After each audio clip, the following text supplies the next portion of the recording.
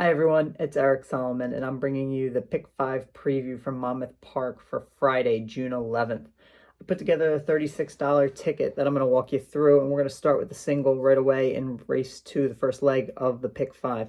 I like the 7. It's going to be the favorite, number 7, Summer to Remember from the Todd Pletcher barn, Paco Lopez riding. Uh, Adding blinkers and getting some class relief. Been facing salty horses, Gulfstream and Belmont in his 2 starts this year. Go back to his 3-year-old campaign. His horse was beaten by Decorated Invader, Field Pass, Gufo, and Colonel Liam.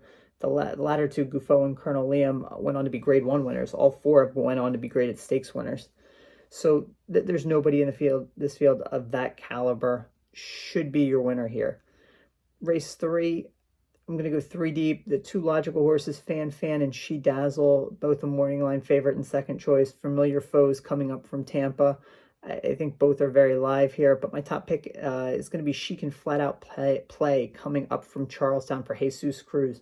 He's had success bringing horses up from Charlestown to Monmouth Park, and he gets Thomas Mejia to ride, and Mejia's been really riding well.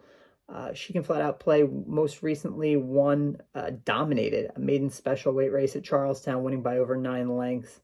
So I think she can flat out run a little bit too. So this is not the sharpest field for this condition, and I think she's live. Race 4, this is going to be where I take a stand. I'm going to take a stand against the big favorite, the Pletcher horse, Candy Tycoon. This is a horse that we got to know a little bit last year. Finished second in the Fountain of Youth to Ete Indienne, but was a long way second in that race. Tried races to get on the Derby trail like the Florida Derby and the Peter Pan at Saratoga. Neither of them really worked out for him. He's not that kind of horse. Sometimes he's run pretty good races in Allowance Company, other times not as much. His works aren't great. Probably starting here instead of at Belmont. It might be a class issue. It might be the fact that he can't get a 2-turn race in New York until Saratoga opens next month.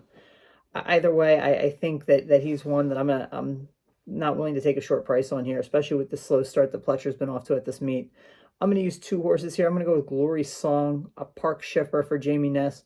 Draw a line through his last race at Delaware on the turf. He wants no part of that. His dirt form was really good. Should run pretty well on this track with a forwardly placed trip.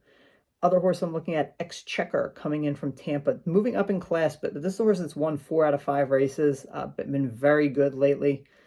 It's hard to knock a horse that's been in such good form. Might not be quite as good as some of these, but he's definitely live with the way he's been running. Go on to race 5. This is the most wide open race in the sequence. I'm going to go 4 deep here. I'm going to use a 10-1 as my top pick. I like Don't Lose That Number. This is a horse that has 5 career starts, and 3 of them have been on the turf. But you look at the 2 dirt races, they're not great, but showed a lot of speed in both of those races. And both of those races came with maiden special weight. This is a 10,000 maiden claimer. So definitely some class relief in that from that regard. You're looking at horses in this field that really struggle to pass other horses. So Don't Lose That Number might be the fastest of all of them in the early stages here. So I'm going to use her, like the 10-1 there for sure. Other live horses in here, Streetcar Jones coming out of off the turf maiden claiming race here on Memorial Day, finished 3rd in a 5-furlong sprint there. Had a little bit of trouble at the break. Should be a factor at this level if you can get away a little cleaner. Cookies and Cream was dull last time. Was my top pick in the nightcap, also on Memorial Day. It showed a little speed and then was pretty dull. Again, I'm willing to come back to her at this level, second off the layoff here. And then Jesus Cruz has another horse, Wave Jumper, making her debut in this race. Works are okay, certainly could fit at this level.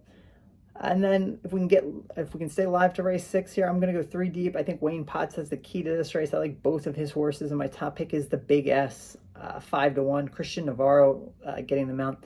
Navarro has had limited opportunities, but he's made the most of them for Wayne Potts. I think they've connected on 3 wins already at the meet together.